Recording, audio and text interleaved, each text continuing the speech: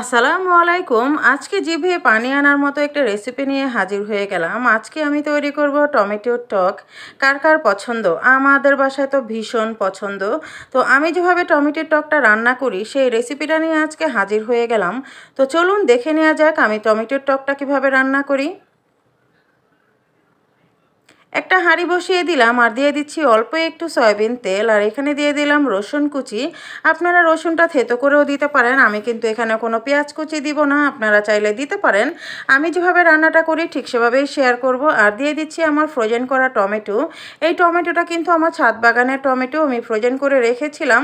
তো সেই টমেটোটা দিয়েই কিন্তু আমি আজকে রান্না করব। তো টমেটোটা দেওয়ার পরে কিন্তু এখানে আমি স্বাদ মতো লবণ দিয়ে দিলাম।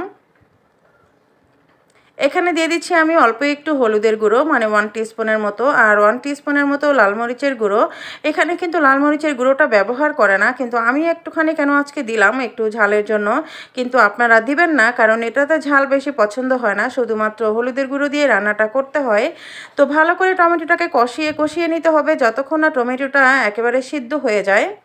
একটু চামচ দিয়ে একটু ঘুটে দিবেন যাতে করে টমেটোটা একবারে সুন্দর করে গলে যায়। আর যেহেতু একটু আমি ফ্রোজেন করা, একটু চামচের সাহায্যে একটু আমি দিচ্ছি যাতে কোনো একটু গলে যায়।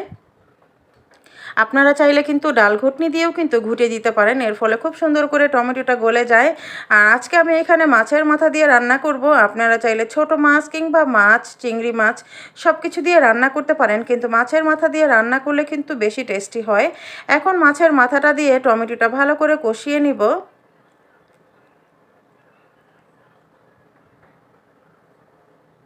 কষিয়ে নেওয়ার পরে আমি এখানে ঝোলের পানিটা অ্যাড করে দিব। যেহেতু টকটা ঝোলটাই খায়, ওই জন্য সেটা বুঝেই কিন্তু দিতে হবে। আর আমি এখানে আজকে দিচ্ছি কাঁচা আম। আমি আমার ফ্রোজেন করা আম দিচ্ছি। তো আপনারা কিন্তু যে কোনো টকটা দিতে পারেন। এখন জলপাই পাওয়া যায়, আপনারা জলপাইটা দিতে পারেন। তো আমি জলপাই দিয়েও খেয়েছি। তো আমার হাতে আর কি যেরকম লাগে সেটা দেই। আমি তেঁতুল থাকলে তেঁতুলও দেই, আর না না চাইলেও দেওয়া যেতে পারে, কিন্তু আমি একটু টকটা বেশি করার জন্য দেই। এই তো আমগুলো কিন্তু গোটা গোটাই আছে, ঠিক এরকমই কিন্তু থাকবে, একবারে গলে যাবে না। খাওয়ার সময় কিন্তু পাতে নিয়ে খেলেই কিন্তু হবে, আর কিছুই কিন্তু করতে হবে না। আমার টকটা রান্না কিন্তু হয়ে গিয়েছে। রেসিপিটা কেমন লাগলো অবশ্যই জানাবেন। আর যারা আমার ফেসবুক পেজ থেকে দেখছেন আপনারা চাইলেই কিন্তু আমার পেজটাকে ফলো দিয়ে রাখতে পারেন। আর যারা আমার ইউটিউব চ্যানেল থেকে দেখছেন তারা আমার প্লিজ আমার চ্যানেলটাকে সাবস্ক্রাইব করে আমার পাশে থাকবেন। আর কে কোথা থেকে আমার ভিডিওটা দেখছেন অবশ্যই কমেন্টস করে জানাবেন। আর টকটা কেমন হলো সেটাও কিন্তু লিখে জানাবেন। আপনারা কিভাবে রান্না করেন সেটাও আমাকে জানাতে পারেন। তো আমি তো এভাবেই রান্না করি, দেখতে পাচ্ছেন আমগুলো কিন্তু গোটা গোটা আছে। সবাই ভালো থাকবেন। আল্লাহ হাফেজ।